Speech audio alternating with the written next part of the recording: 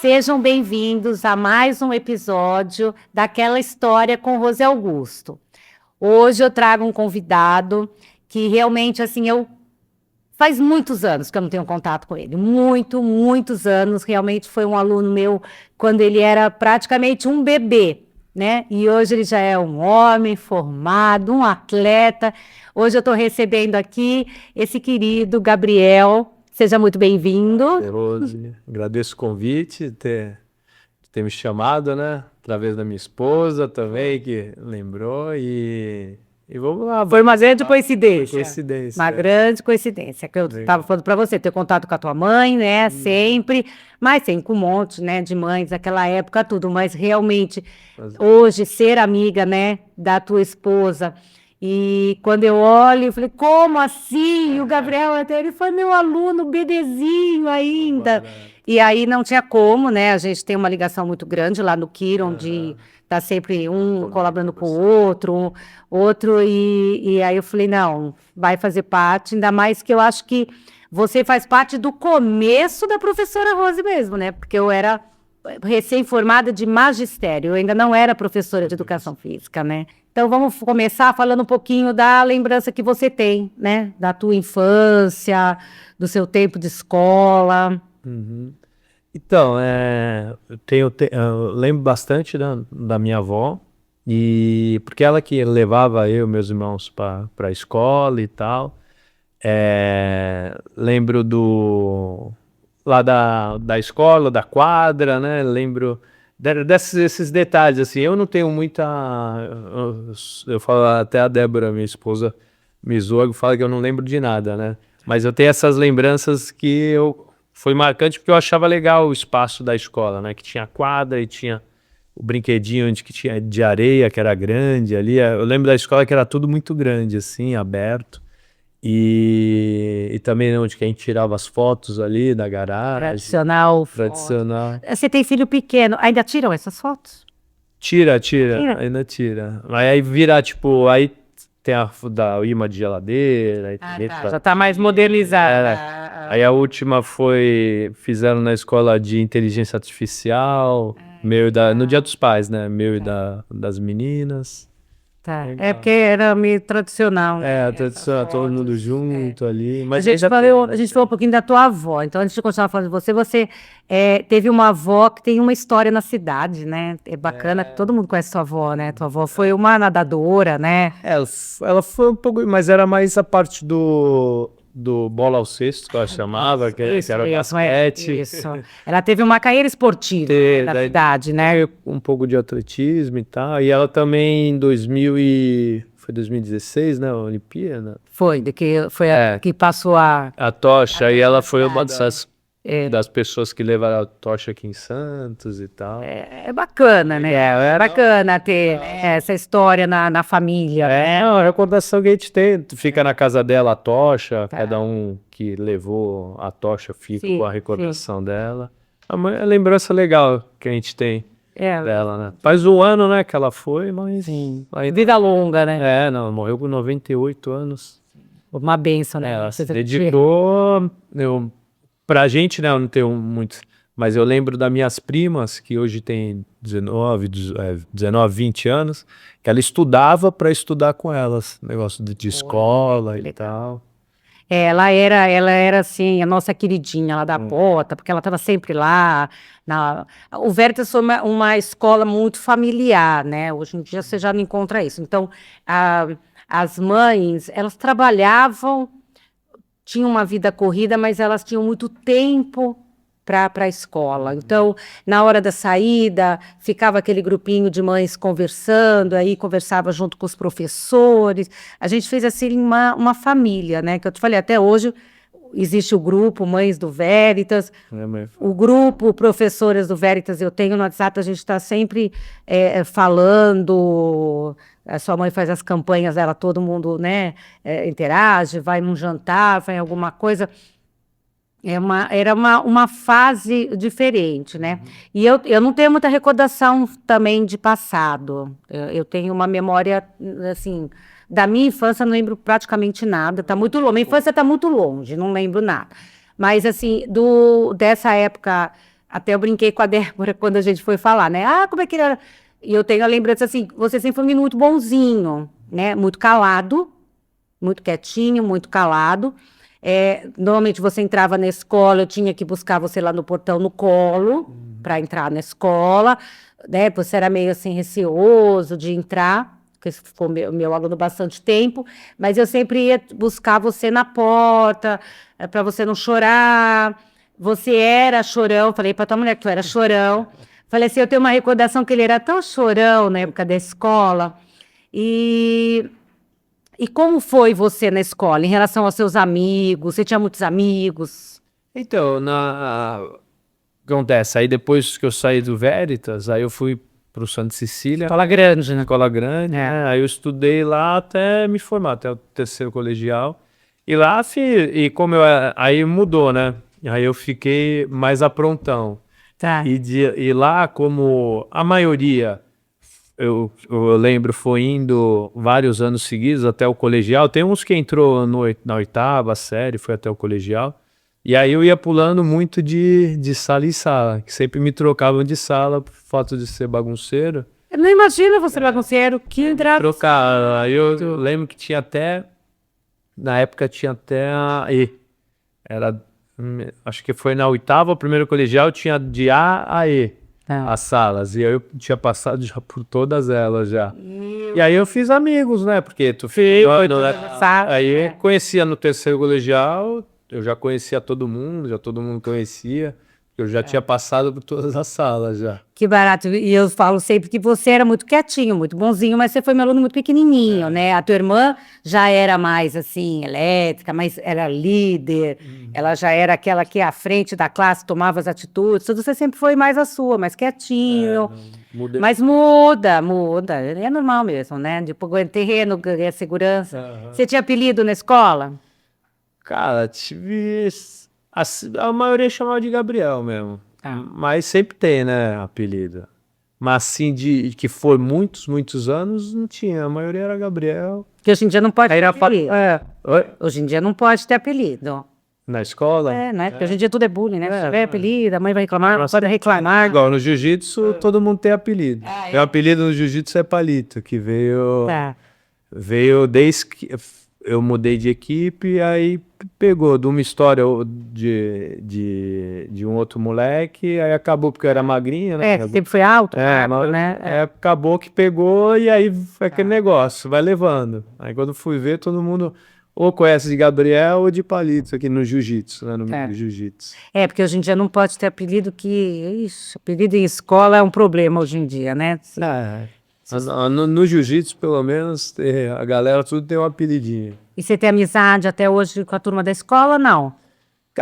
Do Veritas, igual eu falei, eu tenho do que eu vejo mais é o Marcos, que a filhinha dele estuda na mesma escola que as minhas, que vira e mexe eu vejo quando eu consigo levar elas na escola, eu vejo ele, a gente conversa. Ele veio treinar um tempo na minha academia, estou convencendo ele a voltar, porque o jiu-jitsu é legal que, como eu nasci e moro a vida toda aqui em Santos, o jiu-jitsu, e a cidade é pequena, o jiu-jitsu vai conectando, que tu vai vendo, a galera vai entrando, aí sempre tem, pô, te conheço de tal lugar, um conhecido meu. É verdade. E aí vai sempre conectando, aí a gente vê, às vezes os pais levam as crianças. Os pais conhecem. Te conhecem e tal. Legal isso. E aí eu tive mais contato com o Marcos, né, que aí depois ele foi pro Santa também. E dele, o Matheus, um outro amiguinho meu do Veritas, eu vi uma vez assim, e tipo, de trocar ideia, nunca mais vi. E tem os meus amigos que são do Santa Cecília, que a gente tem um grupo do WhatsApp só. Legal isso agora. A gente, inclusive, no começo de janeiro fui dar aula na Alemanha, e aí eu tenho um amigo meu que mora lá, né, que estudou comigo. Aí eu fiquei na casa dele, passei um dia lá com ele. E aí eu tenho esse grupinho aí de 5 amigos que a gente fala mais. Tinha mais laço. E quando você saiu do ensino médio, você foi direto para a faculdade? Minha mãe não deu nem escolha. Falou, vai para a faculdade. Aí fez aquela pergunta, o que tu queria, o que tu quer fazer? Aí eu falei, eu tenho muito, que eu gosto mais de esporte, né? Você já estava envolvido no jiu-jitsu, em luta, alguma coisa naquela época? Não. Então, não, ainda eu tava. Eu tinha começado, mas faixa branca, começado por convite de um amigo meu, mas a minha vida toda eu sempre nadei, aí sempre competi, sempre joguei Gostou bola, de sempre atividades fui físicas. competitivo, assim. Sim, foi meu caso também. Eu também um pouco fui para educação física por esse problema, assim, né? Não é problema. Mas por essa coisa de você gosta tanto, você né, não se vê fazendo outra coisa. Aí você fez educação física Aí eu lá mesmo no Santa. no Santa lá, FETESP, aí Minha filha formou lá também. Eu sou pisciana, eu fiz Unimes. o Nives. É. Eu era Ela fez, a minha fez também. Aí como eu já tava lá, eu já comecei a fazer e já conhecia. O legal assim de ficar muitos anos no mesmo lugar, que tu já conhece todo mundo. Pra mim era normal a faculdade da escola. Eu tive muita surpresa, porque atravessava a rua já era escola, então eu já conhecia todo mundo assim, nadei minha vida toda lá. E aí foi quando eu comecei o jiu-jitsu e eu fui indo, faculdade de jiu-jitsu, estudar de manhã. Aí, antes de eu começar a poder estagiar e tal, aí eu treinava na parte da tarde e à noite. Então, porque aí você já estava pro jiu-jitsu. Então, eu já tinha pego aquela paixão ali. Só que aí eu fui porque logo que eu pisei no tatame, já me apaixonei por treinar e continuei fazendo. Só que era tudo muito, muito hobby mesmo, era por atividade física. Só que como o jiu-jitsu é legal, que é muito técnico, é muito difícil. E eu falo, pô, como eu sempre fiz esporte, eu sei que para ficar bom em alguma coisa demanda tempo. Sim. E naquela época eu conseguia, entrava na academia umas 4h30, 5 horas, saía só quando fechava, umas 8h30. Tá. Aí eu ficava, o dia todo lá. E minha mãe gostava, porque eu ficava lá, Sim, tá seguro. tava lá com a galera do jiu-jitsu. E aí eu fui começando a pegar gosto. E aí eu já comecei na faixa branca a competir. E fui estagiar. Aí a época que comecei a estagiar, aí eu pegava de tarde. Então eu estudava de manhã, estágio à tarde. E aí eu comecei a treinar mais à noite, assim. Né? Eu ficava o dia todo. Aí começou a competir. Aí eu já comecei desde branca. E aí fui vendo um cenário, né, maior.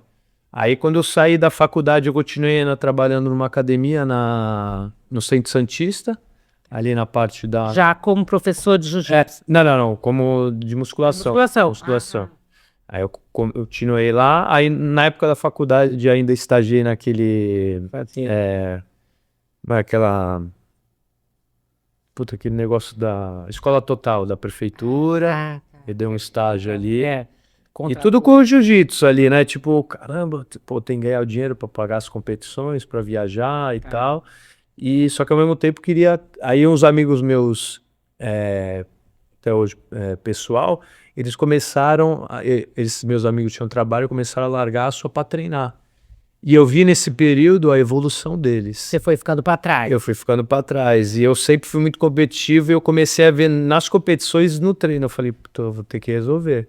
E aí conversando e tal, e aí eu comecei na faixa marrom a trilhar a começar a largar a educação física e o jiu-jitsu. Eu comecei a dar aula, e aí comecei a conseguir me sustentar. Eu sempre gostei de ajudar, ensinar, e aí a aula foi uma parte, foi natural para mim, não foi muito difícil. E eu comecei a ganhar um dinheiro dando aula e eu fui largando o trabalho para me dedicar mais tempo.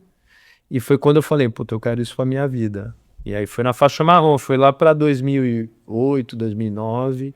Aí eu falei, não, isso eu quero pra minha vida. E esses meus amigos tinham tudo decidido isso um pouquinho antes de mim. E aí eu falei, pô, se eu decidir agora, se eu vi eles decidindo e tendo sucesso, falei, pô, agora é minha hora também de eu tomar essa decisão. E ter a coragem, né? Porque aí chega a mãe, pai, pô... É difícil. Minha mãe sempre foi do concurso público, né? E ela fala, não, vai fazer um concurso, continua... É tudo igual, eu também falo para minha filha. Estabilidade. Então, aí eu falei, mãe, não quero, e fui seguindo e fui mostrando que eu conseguia, Certo. entendeu? E aí... Mas é isso competindo. Isso sempre levando a competição. E quem foi o Gabriel atleta? Então, eu fui. Até hoje, a minha esposa, né? Até hoje eu sou muito disciplinado e eu gosto muito das minhas rotinas, né? Das minhas coisas, e eu faço tudo, todo dia a mesma coisa, assim. Tipo, eu gosto de sair, assim, da rotina, mas não sair, tipo, de viajar. Hoje em dia eu não sou mais atleta, né? Mas a minha vida de atleta sempre durou uma Quanto coisa. tempo foi sua vida de atleta? Cara, foi até. Atleta mesmo, foi até 2021, 22, até a pandemia ali. Tá. Que aí veio a pandemia e um tempo antes eu tinha machucado meu joelho, operei. E a segunda, né, cirurgia, a gente tinha operado.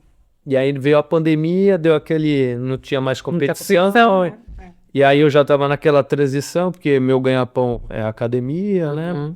E a competição é legal pela visibilidade. E um outro campeonato pagava bem dinheiro, assim, mas não tem como tu contar com isso daí. E aí foi na pandemia eu comecei a ir pensando em parar assim mesmo, até porque eu já tava um pouco mais velho, né? Só que aí eu parei mesmo em 2024, que eu lutei meu último campeonato, o brasileiro foi em Barueri, e aí eu decidi parar, né? Mas Até hoje títulos grandes, o que você... cara, eu já lutei em tudo que é campeonato, assim, expressivo, tipo, dos Grand Slam, né, que chama, que é o europeu, o pan-americano, o brasileiro e o mundial. E aí eu sempre medalhei, fiquei no europeu, eu fui vice-campeão, no PAN fui 2 vezes terceiro lugar, no brasileiro fui 2 vezes segundo lugar, e no mundial fui 2 vezes terceiro lugar, anos seguidos, assim. Nem sabia dessa história toda, que bacana. E aí, tipo, ali na faixa, no começo da faixa preta, eu falei, não, eu quero ser campeão mundial na preta. E aí eu fui levando esse sonho comigo e, tipo, e fui fazendo por onde. E fui dentro das minhas possibilidades, eu dei o meu melhor para focando em ser campeão mundial. Mas acabou que não realizou, mas eu realizei muitas mais coisas dentro desse caminho. E foi isso que eu acho muito legal da competição, né? Que tu vai tendo um sonho, um objetivo, e você vai conseguindo trilhar. Que às vezes eu vejo que o pessoal não tem muito um objetivo assim, e eu vejo no esporte que a gente tem, né? Pô, eu quero treinar para aquela competição. Então eu vou treinar, pô, o que eu tenho que fazer que tá ao meu alcance? Me alimentar direito, treinar o máximo que eu puder, descansar, fazer preparação. Então você vai conseguindo trilhar. Agora, se o resultado vai vir ou não, aí são N fatores, né? Que no dia, às vezes tu tá bem, ou outro tá melhor e tal. Mas é aquela coisa que o que tinha que fazer, você fez. Sei, é que eu fiz. Que tava no meu alcance. Tava no seu alcance. Tudo eu fiz. E sem olhar pra trás, e sem preguiça, e sem, tipo, lógico, sempre depois de uma derrota, a gente, pô, será que a gente tá fazendo certo e tal? Mas passava rápido, até aquela vontade, puta, eu vou parar de lutar, não quero. Mas passava rápido. É porque não é fácil. Não é A fácil. vida do atleta não é fácil, né? Quem vê acha que assim, você viajou o mundo, você conheceu um monte de lugar, acha que é só oba-oba, né? Mas são muitas renúncias. Não, muito mais. Eu acho que em qualquer coisa igual eu falei, qualquer coisa que a gente tem um objetivo, são muitas renúncias, entendeu? Fazer São, escolha, uma renúncia é bem isso aí. e esporte, por isso que eu apoio todo mundo da minha academia a competir. Mesmo que seja, a maioria é por hobby que treina lá. Mas eu acho porque muda a visão do jiu-jitsu e a visão dela como pessoa, entendeu? Se ela vai ser obrigada a lutar todo dia contra ela mesma para chegar, nem que seja ela vai lutar ali, vai perder na primeira luta, ou vai medalhar, ou vai ganhar. Isso daí é um bônus de todo o sacrifício que foi feito até chegar lá. Por isso que eu acho muito legal e eu apoio todo mundo a competir. A gente tem um programa de criança, né? Eu apoio as crianças, os pais a levar, eu falo, seu filho vai ser outra criança depois da competição. Eu estava escutando o negócio do Joel J falando exatamente sobre isso hoje. Ele tem esse podcast dele de 3 minutinhos, ele expôs todo dia, que é um pensamento. E hoje foi exatamente sobre isso. Ele falou assim, Mas muda, não tem que jeito. o atleta, ele aprende não só o esporte, mas a ter disciplina, a treinar para conquistar uma coisa que é treino. Se você treinar, seja para o que for na sua vida, você vai conseguir. E quando que veio a academia? Quando que você montou a academia? Então, aí a academia é uma história legal que em 2010 eu peguei minha faixa preta, até no aniversário da minha mãe, 4 de julho de 2010. Minha mãe faz no mesmo dia da independência da América. A gente nunca esquece quando tem essa... Uma coisa, foi 4 de julho em 2010. E aí eu peguei a minha faixa preta. Aí em 2011 apareceu uma oportunidade de ir para os Estados Unidos, ficar um tempo lá dando aula e ver o que dali dava para acontecer. E como visto é de 6 meses, né? Aí eu tinha esse tempo para ver o que eu ia fazer na minha... E na época eu já namorava a Débora. Quantos anos você tinha? Eu tinha 2010, 23. Namoro a Débora desde os 19, né? Tô com a Débora. Desde sempre. Desde sempre. Desde sempre. Tá com o Gabriel desde quando? Desde sempre. Ela foi minha primeira namorada. Olha. Ela já teve um namoradinho antes, mas com 19 anos a gente começou. E aí foi nessa época que foi um divisor na minha vida, que eu digo, desse tempo que eu passei lá, porque lá eu amadureci, porque tu passa 6 meses se virando, né? Você fazendo suas coisas, aí tinha que treinar para lutar, aí tinha que dar aula, aí eu comecei a ver como era uma academia lá fora, e fui eu e meu sócio, o Thiago. Só que o que aconteceu? Ele foi primeiro, aí pra tu ver como é a vida, era pra ele e o Bochecha aí, que o Bochecha é um ícone do esporte hoje, ficar lá, e depois de um tempo eu também ia. Só que o que aconteceu? O Thiago, ele ficou não me lembro se foi uns 3, 4 meses, aí ele machucou o joelho. Aí ele precisou voltar pro Brasil para operar. E aí eu fui no lugar dele. Aí eu fiquei esse tempo lá, dando aula e tal, e lá aconteceu uma coisa que eu falei, não é possível. Foi um dia eu cheguei para dar, nem foi para dar aula, para estar lá na academia, e era aula de criança. E aí eu olhei ali, aí começou a chegar criança, tinha tipo umas 40 crianças do tatame, para mais. E aí eu falei, deve ser outra modalidade, né, não sei, eu nunca tinha visto aquilo, e era tudo para aula de jiu-jitsu. Tinha tipo 6 instrutores, 2 tatames grandes assim, as crianças divididas por idade. Aí eu falei, não é possível. Aí eu comecei a conversar com um amigo nosso, que levou a gente, o Chaves. Ele falou, não, é assim. Eu falei, mas pô, não é possível. Porque eu nunca tinha visto isso em escola privada, escola particular no Brasil, assim, academia de jiu-jitsu, né? Tinha visto em projeto social, ou outro e tal. E aí eu falei, pô, não tem um negócio aqui, porque não tem no Brasil isso. Eu nunca tinha visto. E era um público que realmente era deixado para trás, que eram as crianças. Sim. Foi muito como o jiu-jitsu. Parecia que o jiu-jitsu era uma coisa de adulto, né? Então. É engraçado. Porque acontece, ele veio do MMA, né?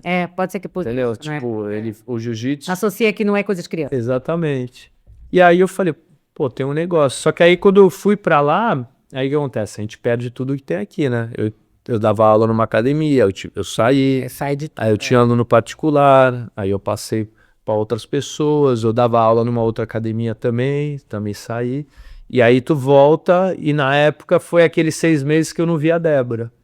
E aí a gente chegou, aí foi engraçado que ela foi trabalhar numa empresa de turismo, lá em Orlando, e eu morava em Júpiter, que era tipo 1 hora e pouco de Orlando.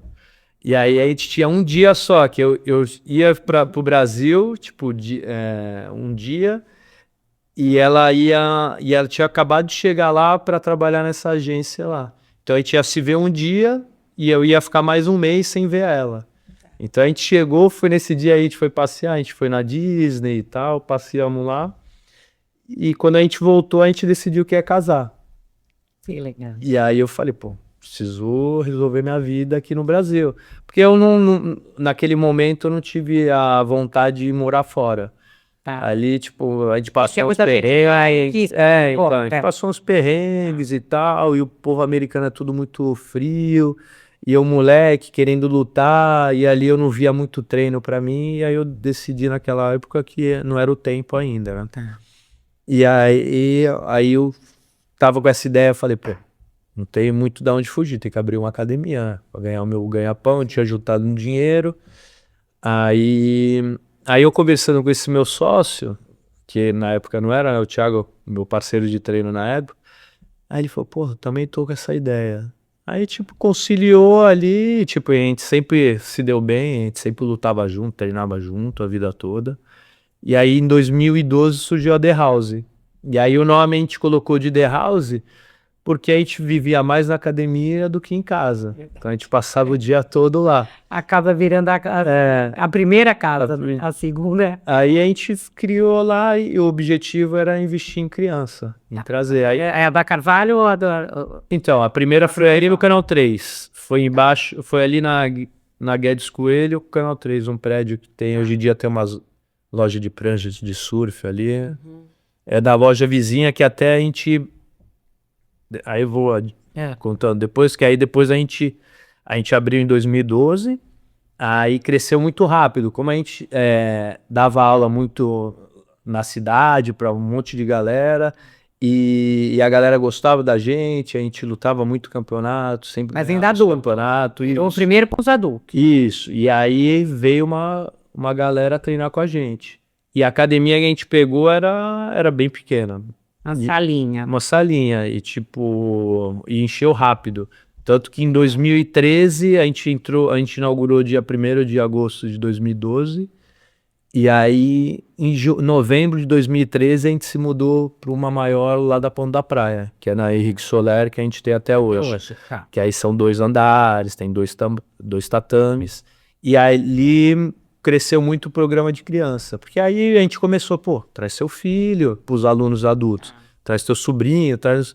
E aí a gente começou a fazer uma turminha de criança e começou a crescer muito esse cenário no Brasil, em geral. E aí foi crescendo, hoje em dia a gente tem umas 150 crianças para mais, assim, tipo, no nosso programa. E aí foi quando em 2017, a gente abriu a segunda academia, que foi na Rua São Paulo. E aí, em 21, na pandemia, a gente abriu a da Carvalho de Mendonça. Que também, a gente começava pequeno, via que dava certo. Aquela academia do bairro. Isso. Né? E aí, na Carvalho, a gente abriu em 21, na pandemia. E aí, a gente tomou coragem e falou, não, é agora, porque a galera começou a baixar aluguel, né? Isso, A gente entrou num acordo bom ali, e aí a gente mudou pra lá. Também deu certo. Também deu certo. E aí, nessa academia, em 2012, a gente vendeu para um aluno nosso.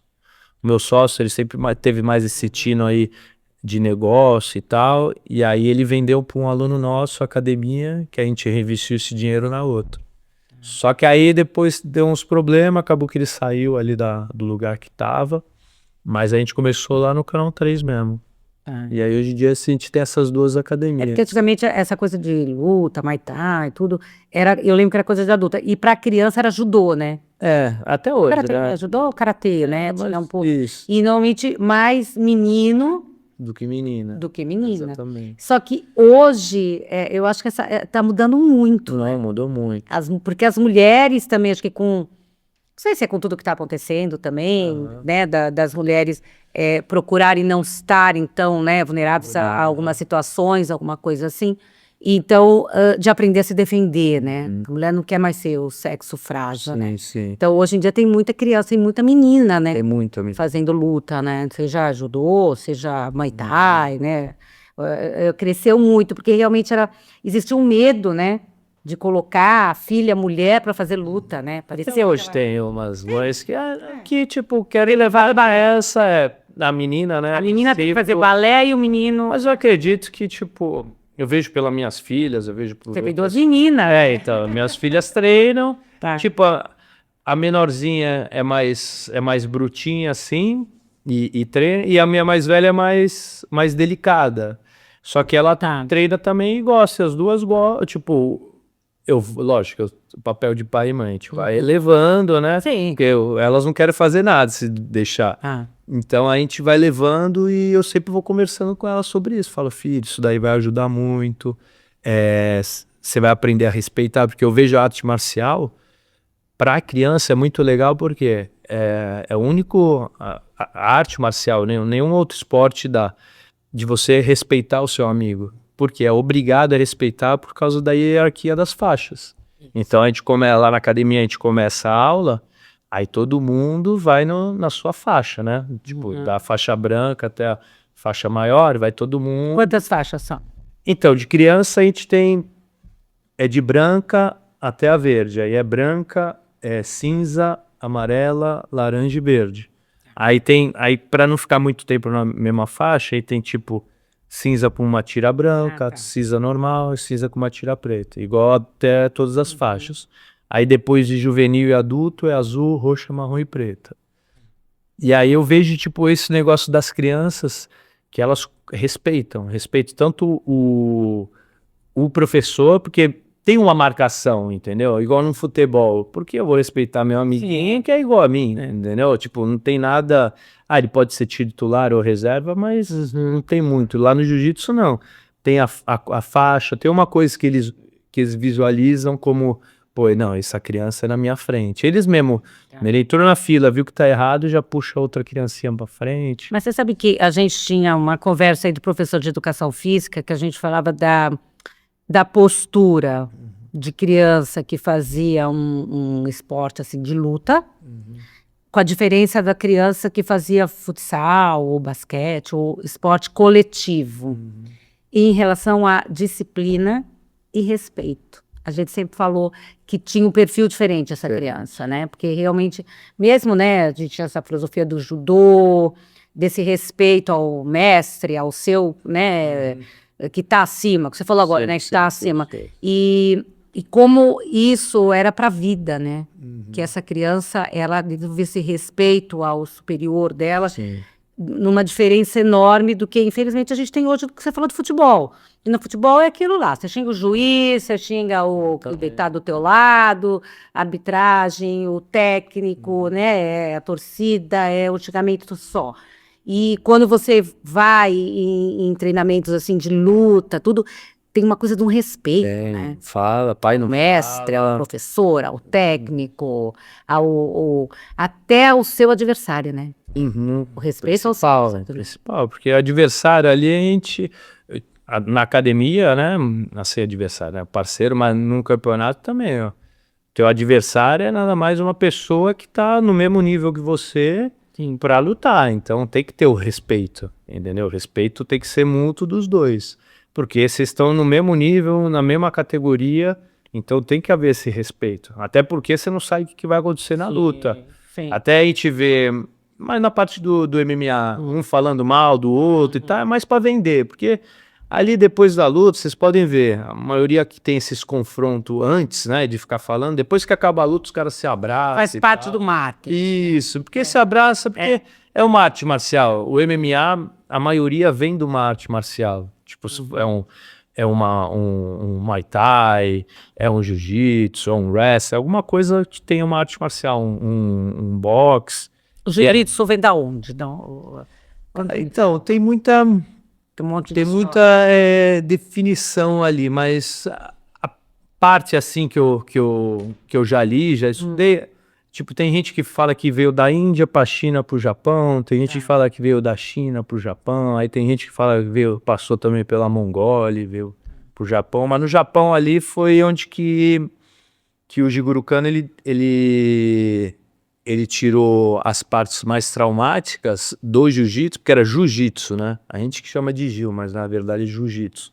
Tirou os golpes mais traumáticos e a parte de chão tirou um pouco e transformou no judô. Que aí se transformou... Então, o judô ele veio do jiu-jitsu, né? Que não é o contrário. A galera acha. A gente acha que tudo vem do judô, né? Então. Tudo é meio popular. Mas é popular, tem no mundo todo. E aí o que aconteceu? Os samurais, eles falaram, pô, não tem como numa luta corporal eu bater numa outra pessoa, porque os samurais vinham com tudo com aquela armadura. E não dava pra socar uma armadura de ferro e tal. Eles tinham que o quê? Agarrar e tentar derrubar a pessoa e imobilizar ele no chão. Aí veio essa parte do jiu-jitsu. E aí depois, no Japão, tirou essa parte dos golpes mais traumáticos, virou o judô. E aí o Jigoro Kano ensinou pro Maeda, um aluno dele, que veio pro Brasil e aí difundiu a parte do jiu-jitsu. E aí um dos mais famosos são os Gracies, né? Que difundiram mais a arte, a família Gracie. Foi praticamente, acho que foi quando ficou conhecido. Que onde que é? Eles, é aquele negócio, eles não são os únicos, porque tem a família Fada também, tem uns outros. Mas eles ficaram... Eles que ficaram mais conhecidos por causa do marketing deles. Sim. Entendeu? E as associações que eles vieram pro Rio de Janeiro, que era um polo ali, e aí eles começaram a difundir o esporte. Por isso que o esporte é meio discriminado, porque ele foi difundido o quê? Eles desafiando outras artes marciais. Então associava muito a brigas, a luta assim, de MMA, que depois foi difundido no UFC e tal. Mas o jiu-jitsu é uma arte marcial igual o judô, igual o karatê, igual o taekwondo. Tem a parte da Eu confundia o jiu-jitsu com o Muay Thai. Então. Eu não sabia direito. Acho que eu não sei ainda qual a diferença. Então, o Muay Thai é soco, chute e tal. O jiu-jitsu é a única arte marcial, é a única arte marcial que a gente consegue imobilizar uma pessoa sem dar um soco, um chute, sem agredir a pessoa. A gente não precisa bater na pessoa para imobilizar ela. Então, por isso que é bem interessante, por isso que é muito mais popular e muito mais praticada que qualquer outra arte marcial. Tanto que no Brasil e no mundo é jiu-jitsu, aí depois tem o Muay Thai, aí depois vem as outras artes marciais. Mas o jiu-jitsu é o mais praticado no mundo todo de arte marcial, porque dá para você ter uma longevidade. A gente vê crianças começando com 3, 4 anos, e vocês vê na minha academia, a pessoa mais velha tem 65 anos, que é a Laida, uma faixa roxa nossa, mulher que treina até hoje, e tipo, e gosta. Aí tem o Ricardo, que tem 64 também, que é a faixa roxa também, que treina com a gente. Então, tipo... E mantém, né, um condicionamento físico forte. Não, e mantém aí, tem tipo o respeito dos alunos, que é muito importante, sabe o nível da pessoa e a idade, então respeita ali na hora do treino, então consegue manter uma longevidade assim. E aí, você, na academia, você tem uma turminha de competição. A gente tem a turma dos adultos, né? Da molecada que compete, e tem das crianças. Mas das crianças é muito... A gente tá indo muito deixar livre, tipo, avisa a competição que vai, aí os pais sempre perguntam se a criança tá apta a lutar, e aí a gente vai descer, não, espera mais um pouco, leva, e aí... Tem criança que às vezes faz o esporte, mas não quer competir, né? Tem muito. Tem criança que não quer passar, até porque não quer... Tem criança que não quer vivenciar aquele momento, né, da... Eu acho importante tentar levar, né? Mas tem criança, os pais respeitam esse lado, também respeitam. Tem criança que lutou uma vez e... aí tem a frustração e não quer ir mais. De uma vez não quer ir mais. Por isso que é nosso...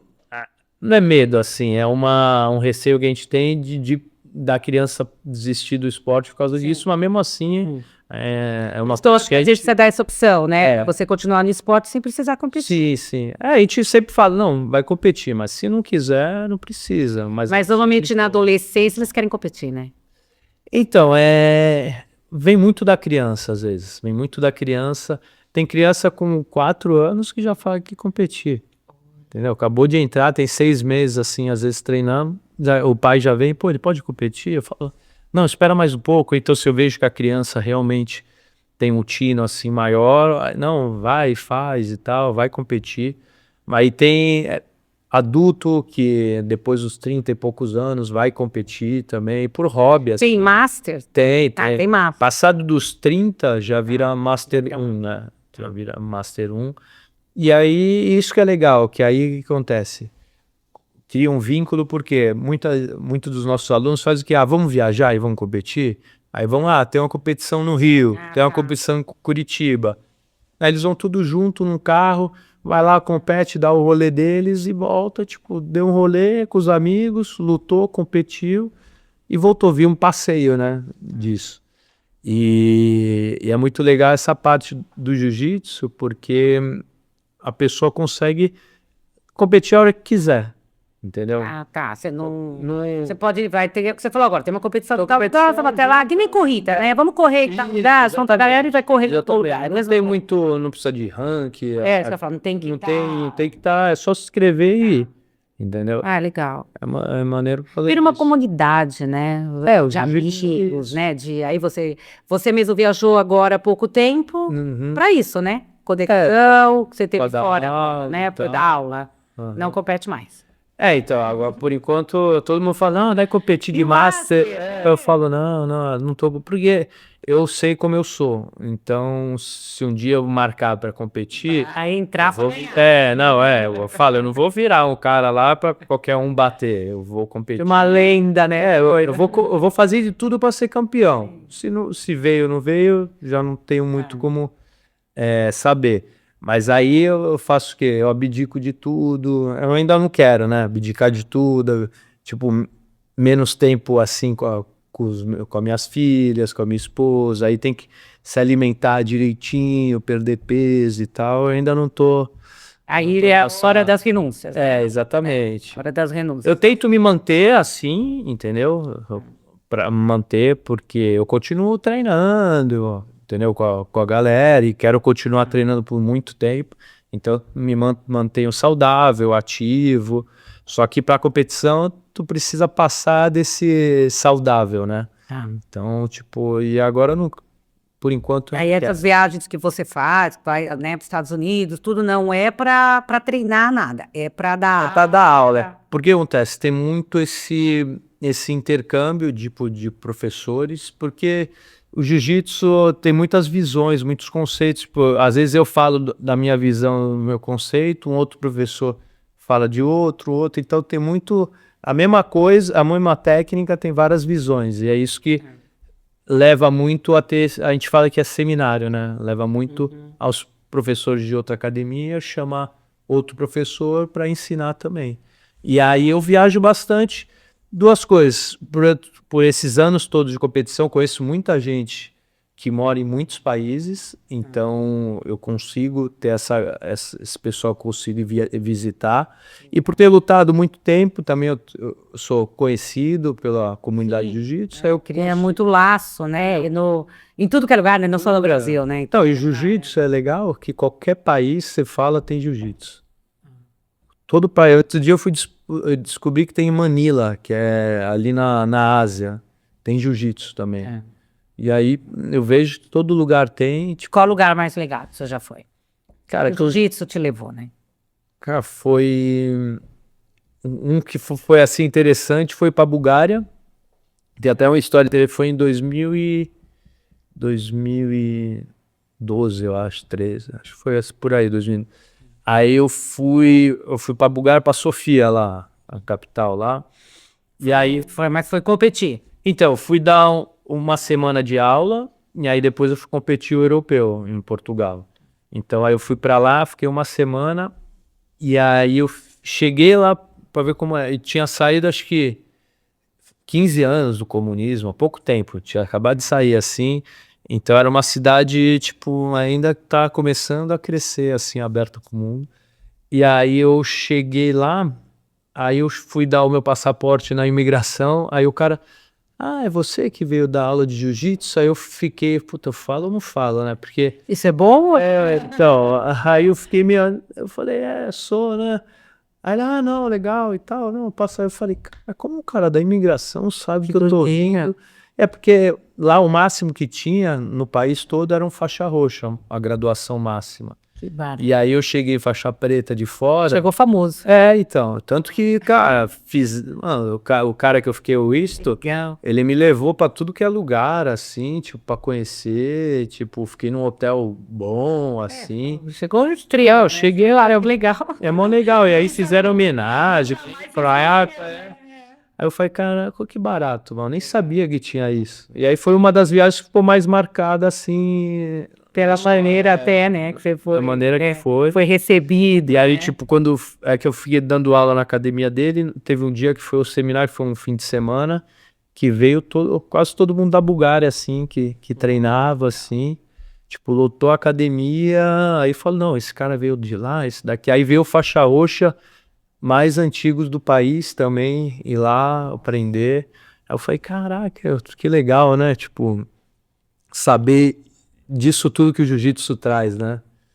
E aí foi os dias mais É interessantes. interessante assim, você conseguiu construir também, porque nem todo mundo que é atleta vira um técnico, vira um professor. Sim. Às vezes você faz sua carreira só como atleta e depois você abre, né, vai fazer gestão de algum negócio, alguma coisa, não quer dizer nem que você abra uma academia daquilo. E você conseguiu fazer daquilo que você ama, né, como atleta, de você... como que você está deixando uma história, um legado para suas filhas, né? Você tem uma história. Sim, É muito bacana isso. Que até eu falo assim, você veio no sangue, né? Porque a gente falou da tua avó agora, que deixou uma história, né, na cidade, e aí vem você também com um legado tão bacana, né, que fez aí. Qual o recado para tuas filhas? Cara, o recado é que tentem pelo menos pegar o exemplo, né, que eu e minha esposa passa para elas, que eu acho que é o que realmente não tem muito falar uma coisa e não fazer, né? Tem que ser o exemplo. E eu acho que é legal pegar essa disciplina, que eu acho que o esporte assim vai deixar um rastro depois da infância, quando elas virarem adultas, de disciplina para tudo que elas quiserem fazer. Independente se é no esporte, qualquer coisa. Eu acredito muito na disciplina, que a disciplina te traz um caminho assim para o teu objetivo. Então eu espero, e eu estou treinando elas para saber entender um pouco dessa disciplina.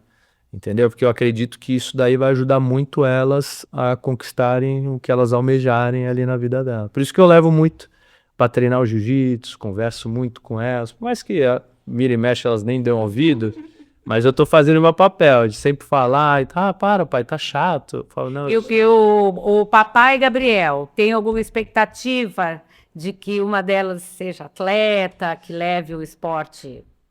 Então, eu quero ver elas competindo, para ver elas na competição, ver assim como elas se portam, né? Mas o esporte, assim, dela seria uma esportista assim de carreira, eu não, vai ser muito por elas, porque eu não faço muita questão, porque eu sei que é um processo muito sofrido e eu não sei se elas vão querer, tipo, e aí eu converso muito com a Débora e eu vou deixando elas, né? Vou deixando, não obrigo. Eu poderia muito bem, tipo, obrigar elas, não, você vai treinar como atleta e tal, mas eu deixo elas soltas, porque ia ter muito tempo, né? Uma tem 8, a outra tem 6. Então tem muito tempo para elas decidirem ali. E eu quero que elas criem vínculo com o ambiente, que é o meu trabalho, e eu quero que elas sigam como exemplo a nossa vida, né? Da minha esposa, de disciplina e tal, que elas consigam levar isso para a vida delas, né? Porque às vezes tem aquela coisa que você já realizou, né? Que a gente tinha. Eu via muito lá na escola, a gente trabalhou muito tempo com futebol lá nesse, eu tinha muita bolsa para jogador, né? E tinha muito aquela coisa do sonho não realizado do pai, né? Do pai, Então o pai queria ter sido um jogador de futebol famoso, não deu certo, aí ele cria aquela expectativa que o filho. E aí. Isso que eu Você já realizou, né? Então, se a filha vai realizar ou não.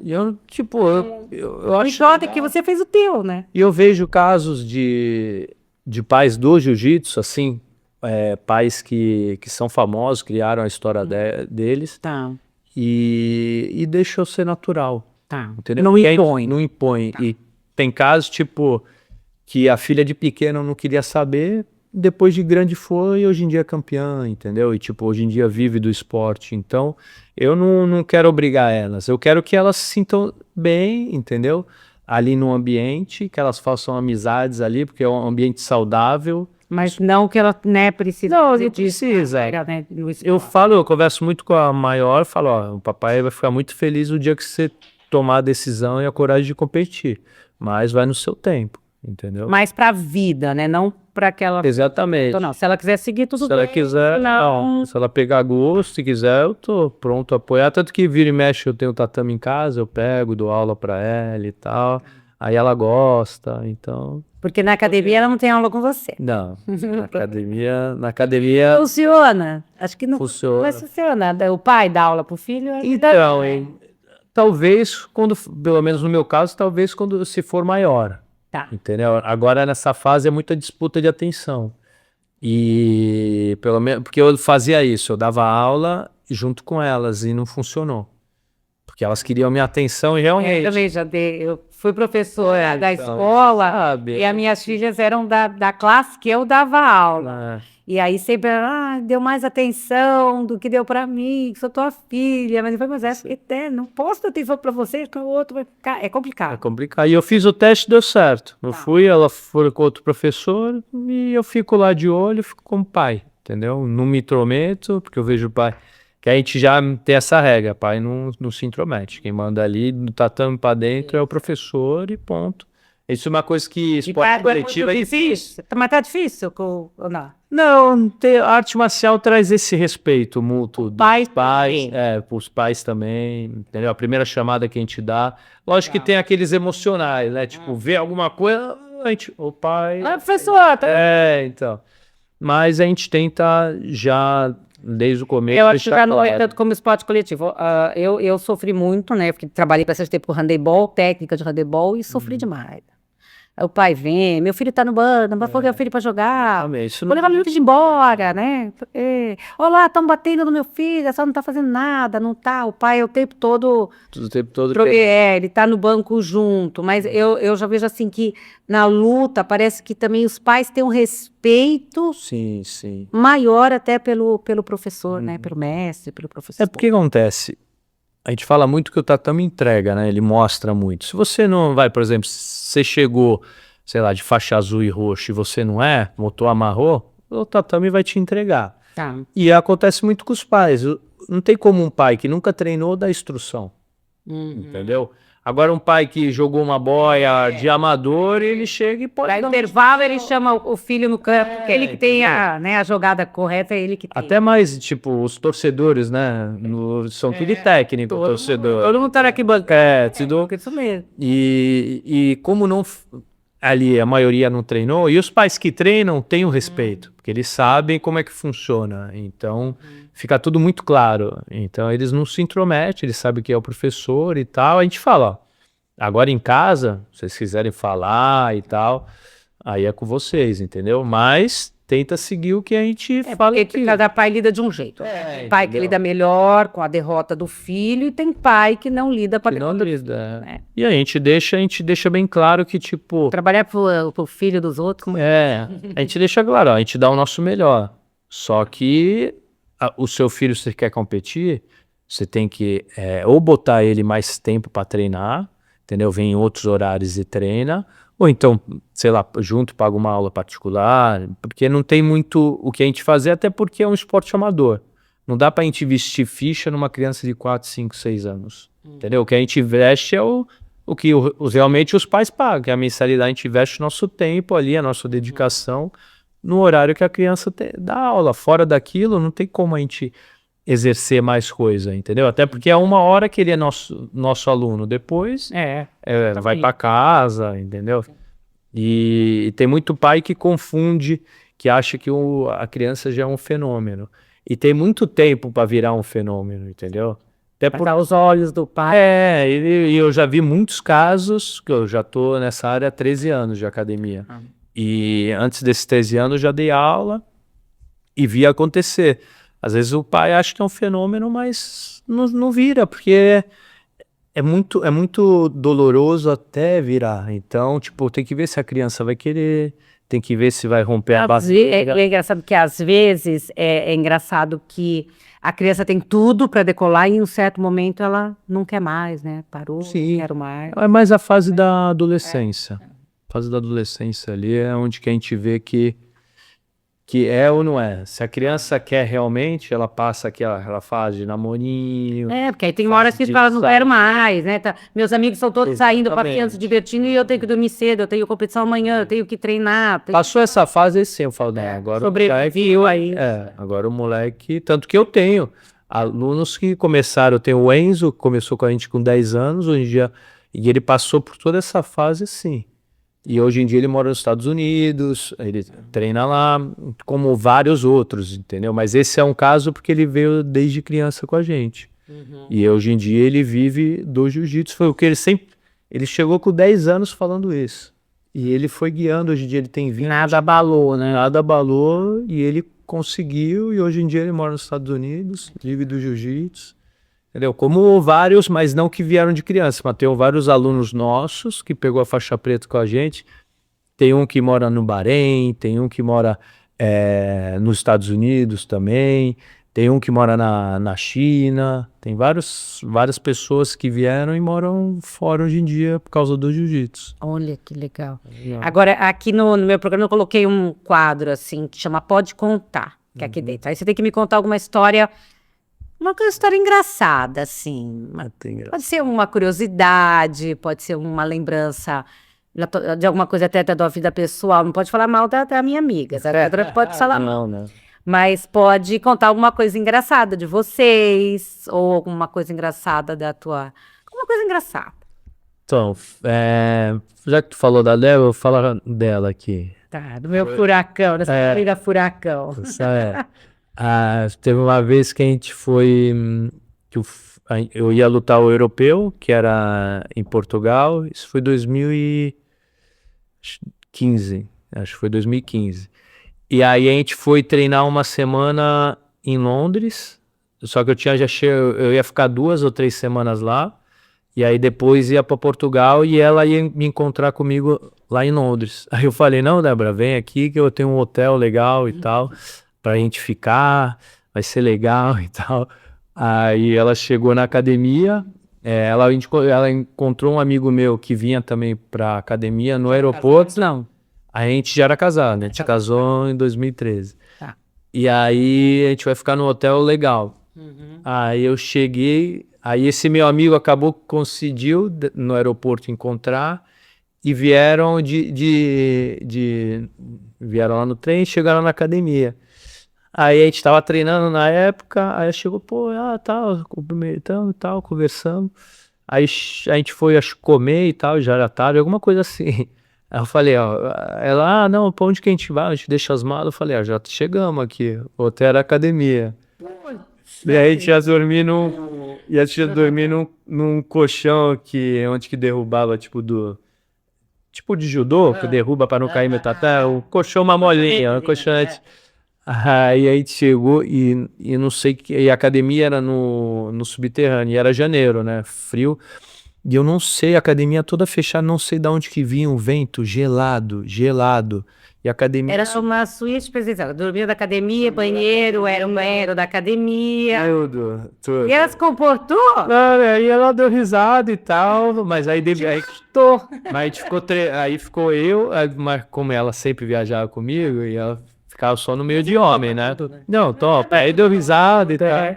Mas aí depois de 3 dias a gente não aguentou, não. Tá chegando perto do campeonato, aí a gente alugou uma casinha lá, um quartinho, e aí ficamos todo mundo lá. Essa parceria também é importante, né? Para quem é atleta, para quem luta, tudo. Não, se você não tem uma mulher que é parceira, né? Difícil. Porque é difícil. Ela sofre junto, né? Sim. E muitas vezes você quer desistir. Eu queria, assim, não desistir, mas bate aquele... Aí, não. Ela é que vai lá, levanta, ela mesma fala, né? Quando ela fala de você, a gente vê, né, o quanto que ela tem orgulho do que você, né, construiu, né? Não, vocês estão juntos, ela faz parte disso tudo, né? Ela me ajudou muito de todas as maneiras que eu precisaria, que eu tenho certeza que eu não ia conseguir. Você tem que ter essa estabilidade, né? Você não tem essa estabilidade... Ela é o pilar ali de casa, né? Eu falo, filha, você vai embora, quem vai ficar comigo é a mamãe, por isso que eu amo mais ela que vocês. Aí elas, não. Só brincando. Mas é uma verdade, né? Depois você vai ter o seu marido, seus filhos vão embora, vão estudar fora, vão mudar de país, vão ter marido, vão ter isso, vão ter aquilo, quem fica junto mesmo é o casal, isso é uma verdade. Na tua casa, na tua vida, o que é inegociável? Cara, o que que eu não tenho como não falar isso, que é a minha família. Eu não perco, eu tento ficar o tempo todo que eu consigo, ficar com elas, fazer com ela, assim, ficar muito só a gente. Eu gosto de ficar muito só a gente, porque eu sinto que você conecta mais com elas, entendeu? Mais com as crianças, assim. Eu sinto que passar um fim de semana, às vezes, sem fazer nada, tipo, a gente gosta de ficar em casa e tal. Elas não gostam muito. Sim. Mas eu falo, não, vamos ficar hoje só em casa. Vamos ficar, a gente vê uma série. Você mora em casa também é legal, né? Então, aí, tipo, quer brincar? Vai ali na garagem, brinca um pouco. Mas, tia, não, vamos cozinhar. O que vocês querem comer à noite? Vamos fazer junto? Legal. Aí eu gosto de... Filmes raros, né? Que os Porque eu vejo muito que todo mundo fala, passa rápido. E realmente eu vejo porque a criança, um momento ali. Você perde, daqui a pouco já... Tá. Aí não tem algum sonho que você ainda não realizou? Cara, o sonho. Ou o sonho que você tinha, também pode ser o sonho que você teve, mas você já realizou. Cara, o sonho que eu tive e realizei foi pessoal assim, tipo, em relação a negócio, foi até a academia, que eu desenhava até, quando eu era faixa marrom, desenhar. Eu gosto muito desse negócio de visualizar as coisas. Eu vejo primeiro as coisas e vou fazendo de tudo para chegar. Tanto que a academia na Carvalho foi assim, como eu morava lá, eu passava direto e via o lugar, via o espaço, aí eu vi que saiu de locar. Aí eu ficava vendo e tal, puta, é um espaço bom pra academia, espaço bom pra academia. E aí eu ligava, o aluguel tava alto e acabou que eu virou ali.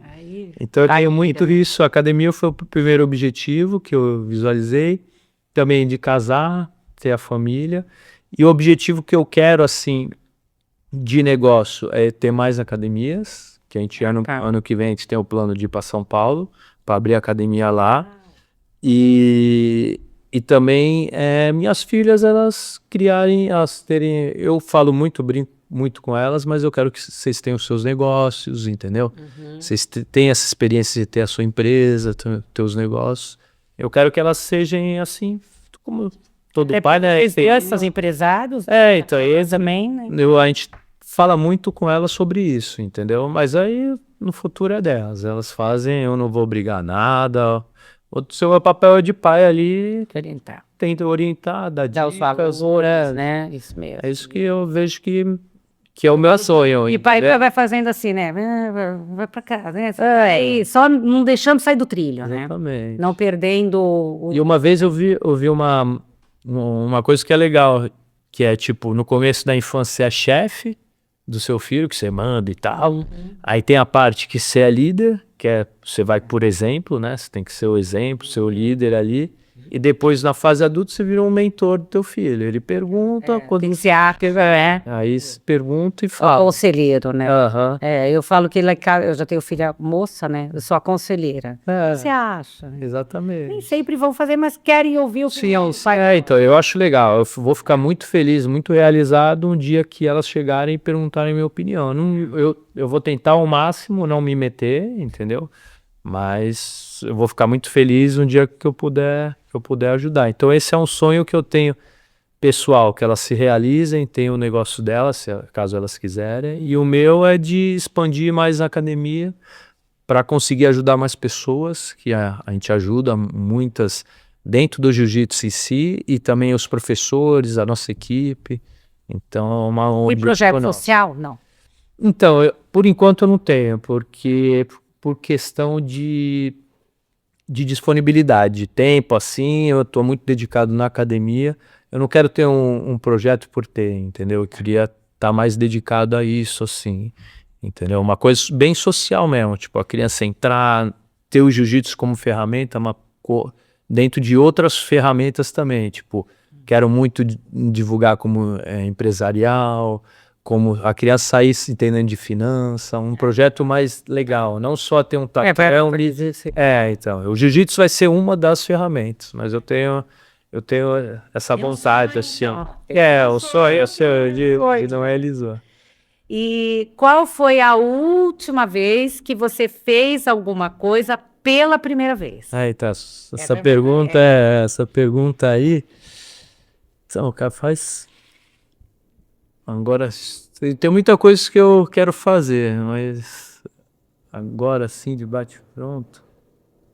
É difícil, né? É difícil porque a gente faz sempre tanto a mesma coisa. É a mesma coisa, a gente falou sobre isso. É que difícil a gente pensar uma coisa que eu nunca tinha feito. E agora fiz pela primeira vez e há pouco tempo. Porque normalmente a gente tem isso na nossa infância, adolescência. Sim. É quando a gente vira adulto, parece que a gente faz sempre as mesmas. Exatamente. Essa- Então, dentro desse assunto, a primeira coisa que eu nunca tinha feito era o quê? Era pensar não como um atleta. Porque quando eu parei de lutar mesmo, eu comecei porque antes eu vivia pensando na luta. Então, puta, eu não vou comer isso que vai me influenciar, eu não vou sair ali porque eu vou dormir tarde, não vou acordar, eu não vou fazer isso porque não vai me ajudar, eu não vou faltar nesse treino, não posso. E depois que eu parei, me aposentei, tipo, parece que eu fico brincando, parece que saiu de uma prisão ali, porque fica mesmo, tipo, aquele negócio obcecado de muitos anos, então fica natural, mas depois eu via que era uma prisão, então a primeira coisa que eu nunca tinha feito era pensar assim, tipo, puta, não tenho nada esse Posso mês, dormir tarde. entendeu? Coisas bem simples como de posso dormir tarde. Vou comer isso aqui. Comer isso daqui, tipo, no começo até aquele negócio, cara, será que eu tô fazendo certo? Fica assim, Sem culpa. sem culpa. Entendeu? Inteira, né? É do- Porque é uma vida inteira Se dedicando. regrado a não consumir bebida alcoólica, não dormir Isso. tarde, Muitos não anos. comer tal coisa, não sei o quê. A Débora sabe, muitas vezes eu nunca deixei de não ir. Eu sempre ia, eu não era antissocial. Só que, por exemplo, numa festa de criança, eu jantava minhas coisas e ia, entendeu? Comia só Ficava só tinha. bebia água na festa, ficava lá, trocava ideia com a galera, mas... E a Débora já me olhava e sabia a hora que eu tinha que ir embora. Não, acabava o parabéns, geralmente, a gente já ia e tal. Aí foi uma fase que era muito assim. Ricardo, Muitos anos não é assim. fácil, não. Não é fácil. Bom, vou pedir para você deixar a tua mensagem final aí, teu recado, falar onde está localizada a sua academia, qual o Instagram para as pessoas seguirem, né? Tá bom. Você saber um pouquinho mais. Então, faz sua propaganda. Primeiro, agradecer a Rose, né? Feito esse convite, ter aberto aqui o espaço dela. Quem quiser procurar uma coisa diferente, tentar fazer uma coisa que nunca fez pela primeira vez. Verdade. Vem treinar o jiu-jitsu, você, o seu filho, o seu parente, vem fazer uma aula experimental, que eu tenho certeza que você vai mudar a sua visão da arte marcial e eu tenho certeza que vai transformar muito a sua vida treinando o jiu-jitsu. Então, se você quiser, tem o nosso Instagram, que é The House FC, entra lá. Tá? A gente tem uma unidade na Carvalho de Mendonça 270, ali do lado do Porãozinho, antes de chegar na costa. Tem uma outra na Ponta da Praia, na rua Vereador Henrique Soler 290, que é ali do lado do Pastel da Quira, perto do Mercado do Peixe, na rua do Universitas ali. Se quiser, entre em contato com a gente, que tenho certeza que você vai gostar de se tornar nosso aluno. Então, obrigado. Bom, e a gente vai ficando por aqui. Hoje foi assim um dia bem, bem especial. Me levou tão lá atrás. Obrigada, viu? Obrigada mesmo, porque assim, é uma criancinha tão pequenininha que vivia no meu colo e hoje você está aqui. E essa é a intenção, mais ou menos, de quando eu criei, né? Isso aqui, quando eu criei esse podcast, que eu falava assim, eu queria tanto encontrar meus alunos e saber o que eles estão fazendo. Porque eu acho que eu tenho um monte de aluno fazendo um monte de coisa legal. Sim, isso daí né? E às vezes aquela criança, você não imagina, né? Que pode se tornar, eu jamais, né? Ia olhar para o menino Gabriel e falar, nossa, esse menininho Gabriel vai ser um atleta, vai lutar. Não, você não sabe, né? O que ele vai. Então eu fiquei assim, ainda mais feliz que tenha assim, alunos que eu acompanhei, vi crescer, tudo, mas nem foi meu aluno tão pequenininho. E aí hoje você é o meu aluno que eu trago aqui, que foi o meu menorzinho mesmo, né? Foi meu aluno de magistério, não foi nem de educação física, né? Foi de professora. E eu estou muito feliz de ter tido essa conversa, graças a minha querida nova, que eu falo, minha querida nova e eterna amiga, que a gente criou um laço muito grande, né? E eu acho que o universo faz conexões, né? Sim, sim. Vai conectando as pessoas e através dela que eu pude chegar.